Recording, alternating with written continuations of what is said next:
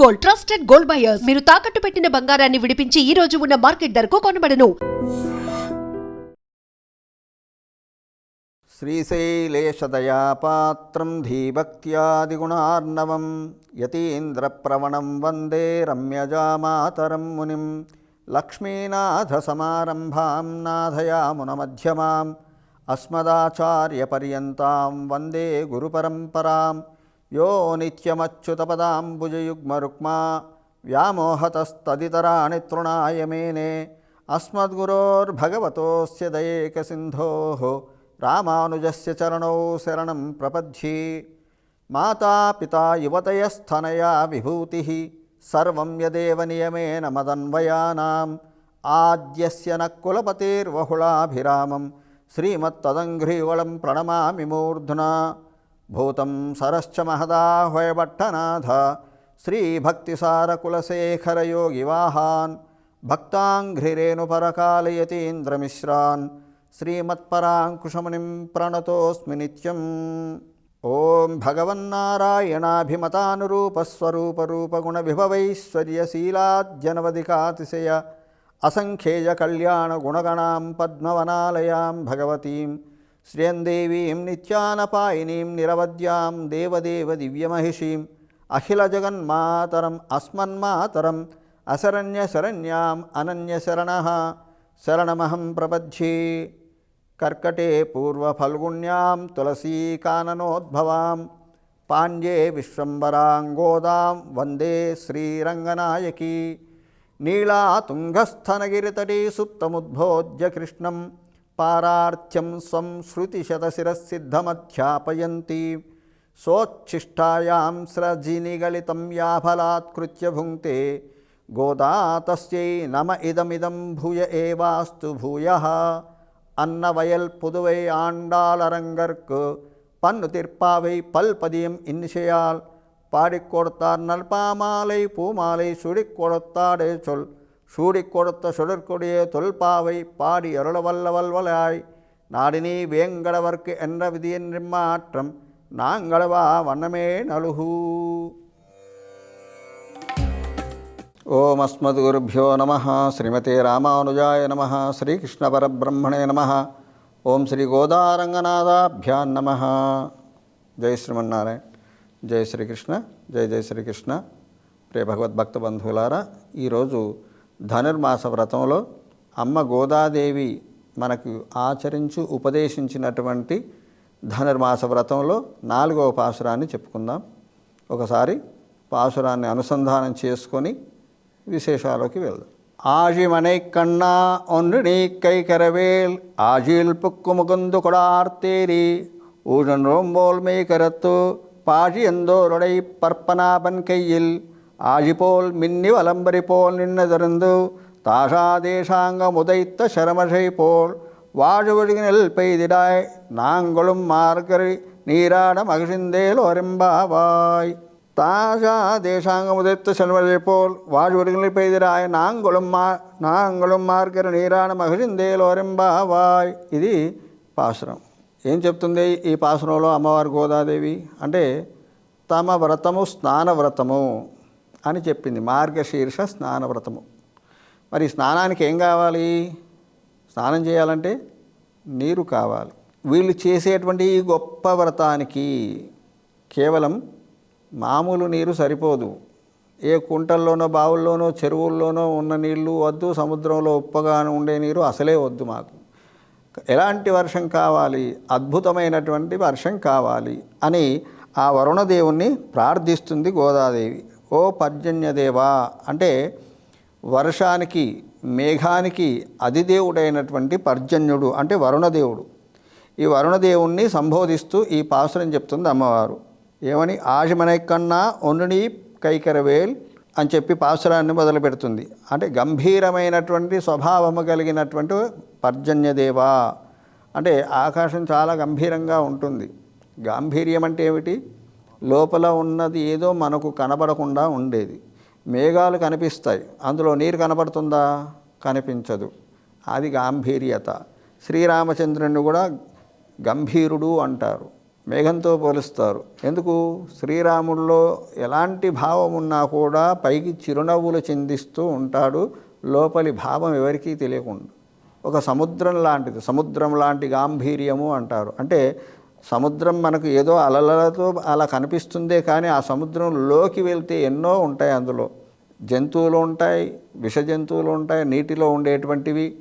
చేపలే కాకుండా పెద్ద పెద్ద తిమింగలాలు ఉంటాయి, పర్వతాలు ఉంటాయి, మునిగినటువంటి నగరాలు ఉంటాయి, రత్నరాశులు ఉంటాయి. రత్నగర్భుడు అంటారు సముద్రాన్ని. ముత్యాలు ఇవన్నీ ఉంటాయి మనకి. కానీ ఇవన్నీ ఉన్నా కూడా ఏమీ లేనట్టుగా కేవలం అలలతో అట్లా విహరిస్తున్నట్టుగా కనిపిస్తుంది సముద్రం. అందుకే సముద్రం లాంటి గాంభీర్యము అంటారన్నమాట. అలాగే అంతటి గాంభీర్యం కలిగిన ఓ పర్జన్యదేవా, ఓ వరుణదేవా, నువ్వు ఎలాంటి సంకోచం లేకుండా మాకి వర్షాన్ని ఇవ్వాలి. సంకోచం అంటే ఏంటి?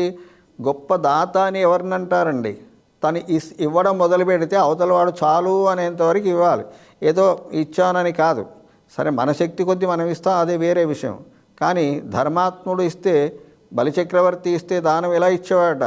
మళ్ళీ ఆ పుచ్చుకున్నవాడు ఇంకోటి దగ్గరికి వెళ్ళి అడగకూడదు. ఇంకా వాడి జీవితానికి సరిపోయేంత ఇచ్చేవాడు. కానీ ధర్మరాజు అలా కాదు. ఏదో ఇచ్చానంటే ఇచ్చాను అనేవాడు. ఒక సందర్భంలో ఇది తెలుస్తుంది, నేను ధర్మాత్మని, నేను దాన ధర్మాలు చేస్తున్నాను అనేటువంటి ధర్మరాజు యొక్క గర్వాన్ని కూడా బలిచక్రవర్తి అనుస్తాడట. శ్రీకృష్ణుని లీల అదొకటి. కాబట్టి అలా నువ్వు సంకోచించకు. ఇవ్వాలా వద్దా, కురవాలా వద్దా, కొంచెం కురవాలా, బాగా కురవా, ఇవన్నీ కాదు. సమృద్ధిగా వర్షించాలి, తద్వారా మేము చక్కగా స్నానం చేయాలి. ఆ తర్వాత నీ వర్షం వల్ల లోకంలో పాడి పంటలు సమృద్ధిగా ఉండాలి. అలాంటి వర్షం నువ్వు మాకు ఇవ్వాలి. తర్వాత మరి అంత వర్షం మేఘం కురియాలంటే ఏం కావాలి? ఆ మేఘం సమృద్ధిగా నీటిని స్వీకరించాలి. ఎలాంటి నీటిని స్వీకరించాలి అంటే చిన్న చిన్న కుంటల్లో, పెద్ద ఏముండదు బావుల్లో. కాబట్టి నువ్వు సముద్రంలోకి వెళ్ళి, సముద్రం మధ్యలోకి వెళ్ళి నీటిని బాగా లాగి, ఈ సముద్రాన్ని, ఈ మేఘదేవుణ్ణి ఆచార్యునితో పోలుస్తారు. ఇక్కడ ఆచార్య అనుసంధానం కూడా జరుగుతుంది ఈ పాసురంలో. ఆచార్యుడు ఎలాంటి వాడు? ఎలాగైతే ఈ పర్జన్యుడు, వర్ణుడు, మేఘము సముద్రంలో నీటిని దట్టంగా స్వీకరించి ఆ ఉప్పు నీటిని మంచినీళ్ళుగా మార్చి మనకు వర్షంగా అందిస్తుంది. ఆచార్యుల కృప అలాంటిది. ఆచార్యుడు కూడా గంభీరమైనటువంటి శాస్త్రాలన్నిటినీ అధ్యయనం చేసి అంత బాధ మనకు లేకుండా దాని సారాంశాన్ని మనకు చక్కగా సులభంగా ఆచరణ యోగ్యంగా అందిస్తారన్నమాట. కాబట్టి ఆచార్యుడు ఆ మేఘం లాంటి వాడు. గోదాదేవి ఇంతకుముందే చెప్పుకున్నాం మనం. ఎలాంటి ఒక పదం వాడినా కూడా అది భగవత్ సంబంధమైనదే ఉండాలి. అన్ని ఉపమానాలు భగవత్ సంబంధమైనవే వాడుతుంది గోదాదేవి. ఇక్కడ ఆ మేఘం ఎలా వర్షించాలో చెప్తుంది. పర్జన్యదేవా, మేము అడిగామని కానీ నీ ఇష్టం వచ్చినట్టు వర్షించకూడదు. నువ్వు మేము ఎలా చెబితే అలా వర్షించాలి. ఎలాగట? పర్పనాగన్, ఆ భగవంతుని యొక్క శంఖం ఎలా ధ్వనిస్తుందో ఆ శంఖంలాగా నువ్వు ధ్వనించాలి. అంటే వర్షం వచ్చే ముందు మనకు ఉరుము వస్తుంది కదా, ఆ ఉరుమును కూడా నువ్వు బాగా ఉరమాలి, గర్జించాలి అని చెప్పట్లేదు. దానికి కూడా భగవంతుని యొక్క అంశను జోడిస్తుందన్నమాట. ఆ భగవంతుని అనుసంధానం చేస్తూ చెప్తుంది. భగవంతుని యొక్క శంఖం ఎలా గర్జిస్తుందో అలా నువ్వు గొప్పగా గర్జించి వర్షించాలి. అంటే మరి కేవలం ఒక గర్జనే వస్తుందా? ఉరుములే వస్తాయా వర్షానికి ముందు? లేదు, మెరుపులు కూడా వస్తాయి. వర్షం బాగా పడింది అనుకోండి, ఉరుములు మెరుపులతో కూడిన వర్షాలు వస్తాయి. మరి ఆ మెరుపు ఎలా ఉండాలి? ఏదో మా కళ్ళు జిగేలు అనేలాగా మాత్రమే కాదు, భగవంతుని యొక్క చేతిలో ఉన్నటువంటి చక్రము ఎలా ప్రకాశిస్తుందో, సుదర్శన మహాజ్వాల కోటి సూర్య సమప్రభ అంటుంది శాస్త్రం సుదర్శన యొక్క వైభవాన్ని చెప్తూ. అంటే కోటి సూర్యుల తేజస్సుతో విరాజిల్లుతుంటాట సుదర్శన భగవానుడు. మరి ఒక సూర్యుని తాపాన్ని మనం తట్టుకోలేం కదా.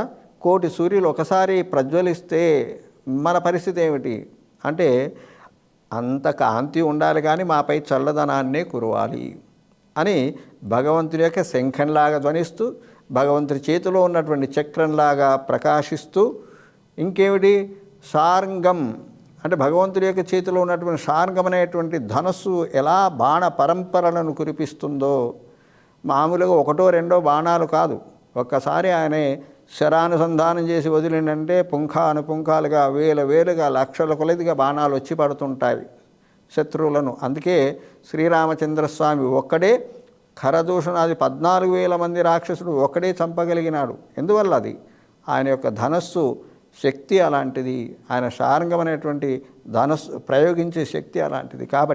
కాబట్టి అలాగ నువ్వు వర్షించాలి. అయ్యో మరి భగవంతుడు బాణాలు వదిలిస్తే ఆ బాణాలు వదిలి తీవ్రంగా గుచ్చుకొని వాళ్ళ గాయపరిచి శత్రువును సంహరిస్తాయి కదా అంటే, నీ బాణాలు నువ్వు వచ్చే నీ వర్షపు చినుకులు కూడా అలాగ ఉండాలి. మాకు గుచ్చుకోవాలి. ఎలా గుచ్చుకోవాలి?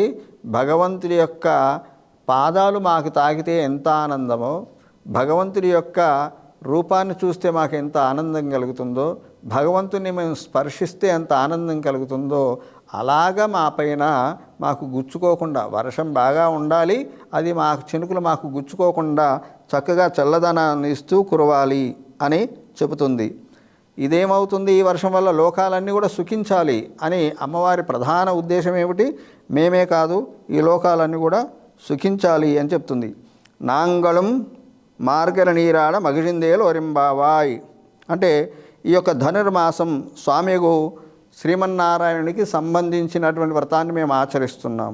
ఈ వ్రతం ఎవరి గురించో చేయట్లేదు మేము, సాక్షాత్తు ఆ శ్రీమన్నారాయణ యొక్క ప్రాప్తి కోసము, ఆయన యొక్క కృపమాపై కలగడం కోసము, ఆయన అనుగ్రహాన్ని పొందడం కోసము, తద్వారా ఈ సంసారం అనేటువంటి సాగరాన్ని దాటి పరమపదాన్ని చేరడం కోసము మేము ఈ వ్రతాన్ని ఆచరిస్తున్నాము. కాబట్టి మేమందరం కూడా ఎవరైతే ఈ ధనుర్మాస స్నానానికి వ్రతానికి సిద్ధపడ్డామో మేమందరము ఆనందించేలాగా కురవాలి ఓ పర్జన్యదేవ అని చెప్పి ఆ గోదాదేవి ఈ పాసురంలో స్వామిని ప్రార్థిస్తుంది, ఆ వరుణదేవుణ్ణి. అయితే ఈ మేఘము మనకి ఆ వర్షం యొక్క ప్రాధాన్యత ఇక్కడ చెప్తుందన్నారు అమ్మవారు. వర్షం అనేది భగవత్ కృపా వర్షము మనపైన కురవాలి. అలాగే చక్కటి వర్షము కురిస్తే ఏమవుతుంది? పాడి పంటలు సమృద్ధిగా ఉంటాయి అని చెప్పి గోదాదేవి చేసేటువంటి వ్రతమే లోకోపకారమైనటువంటి వ్రతము. కేవలం తను తరించడం కాదు, తనకు తరించాల్సినటువంటి అవసరము లేదు. సాక్షాత్తు వైకుంఠం నుండి దిగి వచ్చింది అమ్మ కాబట్టి ఆమె తన ప్రయోజనం కోసం ఈ నోము నోచట్లేదు. ఇదొక వంక. తను భగవంతుణ్ణి వివాహమాడాలి అనేది ఒక వంక మాత్రమే. దానికి స్నానవ్రతము అని పేరు పెట్టడం కూడా, అంటే ఏదైనా వ్రతం చేస్తే దానికి ఒక పేరు ఉండాలి కదండి. అలాగే దీన్ని స్నానవ్రతము అని పేరు పెట్టింది. ఏం స్నానము అంటే భగవంతుడి యొక్క గుణానుభవ స్నానము. అంటే మనం ఏదో చల్లనీటిలో వేడినీటితో స్నానం చేయడం కాదు, అది శారీరకమైనటువంటి మలినాలను తొలగిస్తుంది. కానీ భగవద్ గుణానుగానం అనేటువంటి స్నానము మనను పవిత్రులను చేస్తుంది. మన ఆగామ ప్రారబ్ధ సంచిత కర్మలన్నింటినీ కూడా తొలగిస్తుంది. కర్మలు 3 రకాలు కదా, ఏమిటి అవి? 1 సంచితము, 2 ప్రారబ్ధము, ఆగామి కర్మలని 3 రకాలు. సంచితము అంటే జన్మల నుండి మనం ఒక కూడబెట్టుకున్న ఒక సంచి లాంటిది అన్నమాట. సంచితము అంటే ఒక కూడబెట్టుకున్నటువంటి పాపరాశి లేదా కర్మరాశి. అంతను మనం ఒక జన్మలో అనుభవించలేము. కాబట్టి మనం ఏ జన్మ ఎత్తుతున్నామో, మనుషులమో పశుపక్షులుగా, ఆ జన్మకు కావలసినటువంటి ఆ 100 ఏళ్ళలో 50 ఏళ్ళలో 60 ఏళ్ళలో మనం జీవించడానికి ఎంత ప్రారంధం అనుభవించాలో అంత మాత్రం మనకి ఇచ్చి పంపిస్తాడు స్వామి బ్రహ్మదేవుడు, రాస్తాడు అంటారు కదా. అది ప్రారబ్ధ కర్మ. 1 సంచితము, నిధి ఉంది అక్కడ చాలా, దాంట్లో కొద్దిగా తెచ్చుకున్నాం అనుభవించడానికి. దీనికే మనం ఇంత అల్లాడిపోతే బాధపడితే మరి అదంతా కర్మ అనుభవించాలంటే ఎవరి వల్ల అవుతుంది? ఎన్ని జన్మలు ఎత్తాలి? 1000 జన్మలు, లక్షల జన్మలు, కోట్ల జన్మలు ఎత్తాల్సి వస్తుంది. ఇంత అవసరమా మనకి? ఈ జన్మ లభించింది, ఈ జన్మలోనే భగవంతుని చక్కగా ఆశ్రయిస్తే ఇంకా అన్ని జన్మలెత్తి అనుభవించాల్సిన కర్మలన్నీ పోతాయి కదా. ప్రారబ్ధం ఏదో కొద్దిగా అనుభవిస్తాము, కొద్దిగా స్వామి కరుణిస్తాడు, అది అయిపోతుంది. మరి ఆగామి అంటే రాబోయేటువంటి పాపాలు. ఇప్పుడు మనం చేస్తున్నాం, ప్రొద్దున లేస్తే నిద్రపోయే వరకు ఎన్ని పాపాలు చేస్తున్నామో మనకి తెలియదు. కాబట్టి ఈ పాపాలన్నీ వచ్చే జన్మలకు మళ్ళీ గత జన్మలో చేసుకునే అక్కడే ఉన్నాయి సంచితంగా. ఇప్పుడు ఏదో కొద్దిగా అనుభవిస్తున్నాం, ఈ కొద్దిగా అనుభవించేటప్పుడు ఇంకెన్ని జన్మలకు సరిపడ పాపాలు మనం చేసుకుంటున్నాం. ఇది ఈ 3 రకాలైనటువంటి కర్మలను కూడా తొలగించేలాగా 3 వర్షాలు భగవంతుడి యొక్క కృపావర్షం అలా కురిస్తే, స్వామి నీ అనుగ్రహం వల్ల మా త్రివిధమైనటువంటి తాపాలే కాదు, ఈ యొక్క త్రివిధములైనటువంటి కర్మలు కూడా, ప్రారంధాలు కూడా తొలగిపోతాయి స్వామి అని అంతర్గర్భంగా గోదాదేవి మన కోసం భగవంతుని ప్రార్థిస్తుంది. అలా స్వామిని ప్రార్థిస్తే చాలు, మిగతాదంతా ఆయనే చూసుకుంటాడు. యోమామేవ స్మరన్ నిత్యం తామహం సంస్మరామి చ తామహం. ఎంత భగవంతుడి యొక్క లీల ఎలాంటిది చూడండి. ఆయన్ని మనం స్మరిస్తే చాలు, ఆయన కూడా మనల్ని స్మరిస్తాడట. ఎలా సాధ్యమవుతుంది? ఇన్ని కోట్ల జనాల్లో, ఇన్ని కోట్ల జీవరాశుల్లో, ఇన్ని లోకాల్లో ఏదో చిన్న ఒక అణుమాత్రం పరమాణువుగా ఉన్న మనను ఆయన ఎట్లా స్మరిస్తాడు? ఇదే మన అవివేకమైన ప్రశ్న. అంతర్యామిగా ఉన్నాడు కదా, మనలోనే ఉన్నాడు కదా, మనలోనే ఉన్నవాడికి మనం తెలియకుండా ఎలా ఉంటామండి? అందుకనే అదే ఈ జ్ఞానం కలిగినప్పుడు మనకు కలిగే ఆనందము, ధైర్యము చాలా గొప్ప. భగవంతుడు నా వద్దే ఉన్నాడు కదా అనేటువంటి ధైర్యం మనని ముందుకు నడిపిస్తుంది, మన చేత సత్కర్మలు చేయిస్తుంది, భగవంతుణ్ణి పొందింపచేస్తుంది. ఇది తెలపడమే ధనుర్మాసవ్రత వైభవము. ఓం అస్మద్గురుభ్యో నమః. జై శ్రీమన్నారాయణ. ఓం శ్రీ గోదారంగనాథాభ్యాం నమః.